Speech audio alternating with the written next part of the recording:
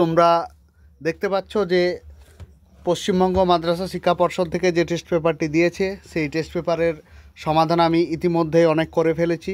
সেগুলো তোমরা প্লেলিস্টে যাবে এবং প্লেলিস্টে গিয়ে দেখবে যে সেগুলোই রয়েছে পরপর সাবজেক্ট ওয়াইজ এবং পাশে মাদ্রাসা হাই মাদ্রাসা 2025 বলে লেখা রয়েছে। ঠিক আছে, তাহলে চলো আজকে সেট নাম্বার 3 নিয়ে চলে এসেছি আমি।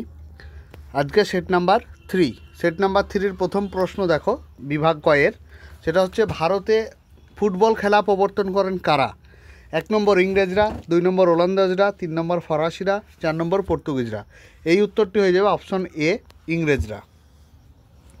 2 নম্বর বেঙ্গল কেমিক্যাল প্রতিষ্ঠা করেন কে? বেঙ্গল কেমিক্যাল প্রতিষ্ঠা করেন, এটা হবে জগদীশচন্দ্র বোস, মেঘনাথ সাহা, সত্যেন্দ্রনাথ বোস, প্রফুল্লচন্দ্র রায়। এর উত্তর হয়ে যাবে ডি, প্রফুল্লচন্দ্র রায়। 3 নম্বর প্রশ্ন, সরকারি নথিপত্রগুলি কোথায় সংরক্ষিত করা হয়? সেটা হচ্ছে অপশন এ, মহাফেজখানায়। 4 নম্বর, বাংলার নানা সাহেব নামে পরিচিত ছিল কে? সেটা হয়ে যাবে অপশন বি, রামরতন মল্লিক। 5 নম্বর, নীলদর্পণ নাটকটির ইংরেজি অনুবাদ করেন কে? সেটা হচ্ছে মধুসূদন দত্ত। 6 নম্বর, মহারানী ভিক্টোরিয়া ভারত সাম্রাজ্ঞী উপাধি ধারণ করেন কত সালে? সেটা হচ্ছে 1858 সালে। এইখানে আরেকটা কথা বলে রাখি, এই 1858 সালে কোম্পানির হাত থেকে কিন্তু মহারানী ভিক্টোরিয়া শাসনটাকে ছিনিয়ে নিয়েছিল ওদের হাত থেকে। ঠিক আছে, দিয়ে তখন থেকে আমাদের মহারানী ভিক্টোরিয়া শাসনটা চালায়। চলো পরবর্তী প্রশ্ন দেখো। আর তার আগে একটা কথা বলি তোমাদের, যে কমেন্ট বক্সে যে এইটা থাকবে, হোয়াটসঅ্যাপ গ্রুপটা থাকবে, সেই হোয়াটসঅ্যাপ গ্রুপে অবশ্যই তোমরা যুক্ত হয়ে যেও, কারণ সেখানে এই পিডিএফগুলি এবং আরও অন্যান্য ইম্পর্টেন্ট বা গুরুত্বপূর্ণ যেগুলি রয়েছে সেগুলি আমি ওই হোয়াটসঅ্যাপ গ্রুপে দেব। আর কিছু কিছু গার্জেন বলছে যে তারা পর্ষদ টেস্ট পেপার মানে স্কুল বোর্ডের টেস্ট পেপারে 2 নম্বর হয়তো চাই, সেগুলো দেখো, প্লেলিস্ট সার্চ করো, ওখানে আমি সব দিয়ে দিয়েছি। 2 নম্বর ইতিহাস ভূগোল দেওয়া রয়েছে। ঠিক আছে, চলো আমরা আবার পরবর্তী কোশ্চেনে ফিরি। পরবর্তী প্রশ্ন ছিল একা আন্দোলনের নেতা কে ছিলেন? একা আন্দোলনের নেতা ছিলেন অপশন এ, মাদারি পাশি। 8 নম্বর, রাজ্য পুনর্গঠন কমিশন গঠিত হয় কত সালে? এর আগের আমি সেটে বলেছি, সেট 2 নম্বরের, যে রাজ্য পুনর্গঠন কমিশনের দুটি অ্যাক্ট আছে। ঠিক আছে, একটা হয়েছিল 1953 আর একটা হয়েছিল 56। দেখো আমি বলেছিলাম যে 1953-56 একসাথে সব সময় থাকে না, কিন্তু এখানে দেখো 56 দিলে 53 দেবে না, আর যদি 53 থাকে আমি 56ই যাবো না। কথাটা কান খুলে তোমরা শুনে নাও। তাহলে এখানে 53 নেই, তাহলে আমাকে কী করতে হবে? 1956 আছে, দেখো, তাহলে 1956 উত্তর হয়ে যাবে। পরবর্তী প্রশ্ন, বাংলা ভাষায় প্রথম ছাপা বই কোনটি? সেটা হচ্ছে অপশন বি, অনন্দা মঙ্গল। চলো পরবর্তী সেট দেখো, সেট বলছি পরবর্তী প্রশ্ন দেখো। পরবর্তী 10 নম্বরের প্রশ্ন, যে রশিদ আলী যুক্ত ছিলেন কোনটির সঙ্গে? অবশ্যই রশিদ আলী যুক্ত ছিল, দেখো আমরা রশিদ আলী দিবস খুঁজে বেড়াবো, তাহলে এখানে তো রশিদ আলী দিবস নেই, তাহলে কি হবে? এখানে যেটি হবে সেটা হচ্ছে আজাদ হিন্দ ফৌজের সাথে যুক্ত ছিল রশিদ আলী। ঠিক আছে, পরবর্তী প্রশ্ন দেখো, ভারতের প্রথম ভাইসরয় কে ছিলেন? ভারতের প্রথম ভাইসরয় ছিলেন অবশ্যই লর্ড ক্যানিং, এটা তো অজানার কিছু নেই। পরবর্তীতে গান্ধী বুড়ি নামে কে পরিচিত ছিলেন? গান্ধী বুড়ি নামে মাতঙ্গিনী হাজরা পরিচিত ছিলেন। তারপর দেখো, মহারাষ্ট্রে সমাজ সংস্কার আন্দোলনের সঙ্গে যুক্ত ছিলেন কে? সমাজ সংস্কার আন্দোলন আবার মহারাষ্ট্রে, যেন মহারাষ্ট্রের টাইগারও বলা হয়। ঠিক আছে, এটা মহারাষ্ট্রের একটা অন্যতম ইনফ্লুয়েন্সার জ্যোতিবা ফুলে। ঠিক আছে, এটা তোমরা নামটা খেয়াল রাখবে, এর আগেও আমি দিয়েছি প্রশ্নটি করানো হয়েছে। চলো পরবর্তী বিভাগ খ দেখে নাও। আর তার আগে একটা কথা বলি, তোমরা সাবস্ক্রাইব করো যাতে আমাদের ভিডিও বানাতে আমরা উৎসাহী হই। আর ঠিক আছে, যত সাবস্ক্রাইব করবে আমাদের ভিডিও বানাতে আমরা উৎসাহ হব বা উৎসাহিত পাবো। ঠিক আছে, তোমরা অবশ্যই বেশি বেশি করে শেয়ার করো বন্ধুদের সাথে, কারণ মাদ্রাসা বোর্ডের ইউটিউবে খুবই কম সমাধান করছে। ঠিক আছে, আর সবাই স্কুল বোর্ড নিয়ে পড়ে আছে, তাই মাদ্রাসার দিকটা আমরা খুব কষ্ট করে আমরা সমাধান করছি, সেটা তোমরা একটু নজর রাখো। ঠিক আছে, এবং বেশি বেশি শেয়ার করো। চলো পরবর্তী প্রশ্ন, বিভাগ ক্ষয়ে কি বলেছে? মোট 13টি প্রশ্ন, এইগুলি ভালোভাবে পড়ে নেবে। মোট 13টি করতে হবে, কমপক্ষে প্রতিটা জায়গা থেকে একটা করে করতে হবে। আবারও বলে আসছি, প্রথম প্রশ্ন, ভারতের প্রথম আধুনিক মানুষ কাকে বলা হয়? এটা অজানার বিষয় নয়, রাজা রামমোহন রায়কে। রাজা রামমোহন রায়।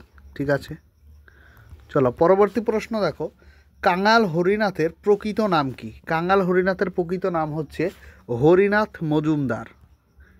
হরিনাথ মজুমদার, ভালো করে স্পেলিংগুলো দেখবে।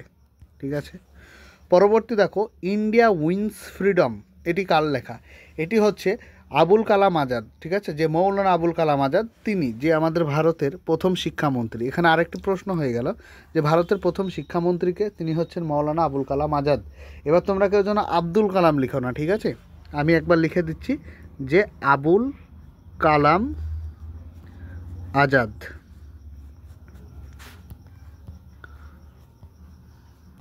আব্দুল কালাম লিখবে না কেউ। চলো পরবর্তী প্রশ্ন, সত্য বা মিথ্যা নির্ণয় করো। এখানে সত্য মিথ্যা নির্ণয় করতে গেলে কি করতে হবে? দেখো, প্রথম প্রশ্ন, মীর নিসার আলী বাঁশের কেল্লা তৈরি করেন। অবশ্যই ঠিক বলেছে, এটা সত্য। পরবর্তী প্রশ্ন দেখো, মোপলা আন্দোলন হয়েছিল কাশ্মীরে। একদম ভুল কথা, কারণ এটা হয়েছিল তোমার মালাবার উপকূল, যেটা মালাবার উপকূল আমরা জানি কেরালা। ঠিক আছে, আরেকটি ইনফরমেশন এখানে দিই তোমাদের, এই মোপলা আন্দোলনটা এটা ছিল একটা কৃষক আন্দোলন, যেটা এর আগের সেটে আমরা পড়েছি। এটা হচ্ছে একটা কৃষক আন্দোলন। এই কটা পয়েন্ট তোমরা খেয়াল রাখবে। শুধু এমসিকিউ করলাম এটাই নয়, এমসিকিউয়ের সাথে সাথে যে ক্রস কোয়েশ্চেনগুলো আছে সেগুলো তোমরা ভালোভাবে শুনবে, তারপরে দরকার হলে তোমরা টেস্ট পেপারে সেগুলোও টুকে নেবে, পাশাপাশি তোমাদের একাধিক এমসিকিউ হয়ে যাবে। চলো পরবর্তীতে, বঙ্গভঙ্গ আন্দোলন হয়েছিল 1922 সালে। এটা একদম মিথ্যা কথা। ঠিক আছে, তাহলে এটাও অসত্য বা মিথ্যা, কারণ বঙ্গভঙ্গ হয়েছিল কত সালে বলো তো? 1905 সালে। তাহলে আরেকটা প্রশ্ন এখান থেকে বলে দিই, বঙ্গভঙ্গ রদ বা বন্ধ হয়েছিল কত সালে? 1911 সালে, যেগুলি বারবার তোমরা পাচ্ছ। পরবর্তী প্রশ্ন দেখো, এশিয়াটিক সোসাইটি কে স্থাপন করেন? এটা প্রশ্নটি সত্য মিথ্যার মধ্যে পড়ে না, কারণ এটা 1 নম্বরের মধ্যে পড়ে, তবুও আমি লিখে দিচ্ছি। এখানে এশিয়াটিক সোসাইটি প্রতিষ্ঠা করেন উইলিয়াম জোন্স। William Jones. ভিডিওটি কেমন লাগছে অবশ্যই তোমরা জানাবে কিন্তু কমেন্ট বক্সে। ঠিক আছে, সালটাও দিয়ে দিই, সালটা দিলে ক্ষতি নাই, 1784 সালে। তাহলে 1784 সালে উইলিয়াম জোন্স। ঠিক আছে, চলো পরবর্তী প্রশ্ন দেখো, যে কয় স্তম্ভের সঙ্গে খস্তম্ভ মেলাতে হবে? তাহলে হিন্দু মেলার প্রবর্তক কে ছিল? না, হিন্দু মেলা হচ্ছে নবগোপাল মিত্র।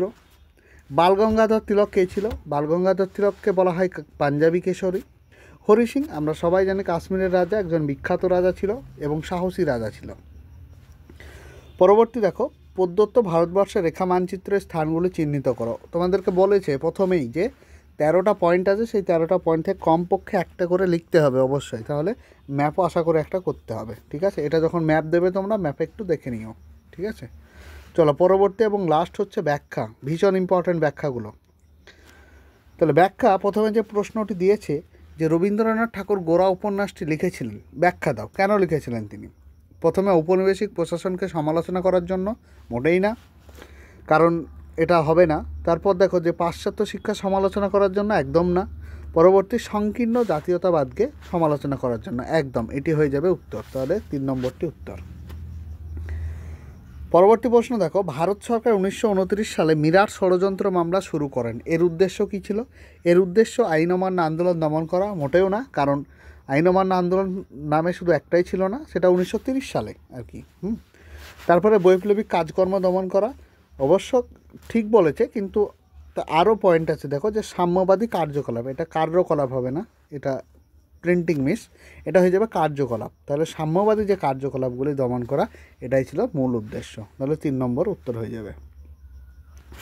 পরবর্তী প্রশ্ন দেখো, যে ভারতে ইংরেজ শাসন প্রতিষ্ঠান মহারানীর ঘোষণাপত্র একটি উল্লেখযোগ্য বিষয়। অবশ্যই উল্লেখযোগ্য বিষয়, কারণ কোম্পানির হাত থেকে যখন শাসনটা কেড়ে নিচ্ছে তখন তো কোম্পানির একদম সব শেষ, তাহলে কোম্পানির শাসনের অবসান ঘটতে চলেছে। এটা অবশ্যই অপশন 3 নাম্বারটি হয়ে যাবে। তোমরা অবশ্যই ভিডিওটি আজকে এই পর্যন্তই, আবার পরবর্তী ভিডিও নিয়ে আসছি, তাই তোমরা অবশ্যই ভিডিওটি ভালো লাগলে কমেন্ট বক্সে জানাও এবং সাবস্ক্রাইব করো এবং পাশে থাকো, বেল আইকনটি টিপে দাও যাতে সবার প্রথমে তোমরা পেয়ে যাও। ঠিক আছে ভিডিওটি?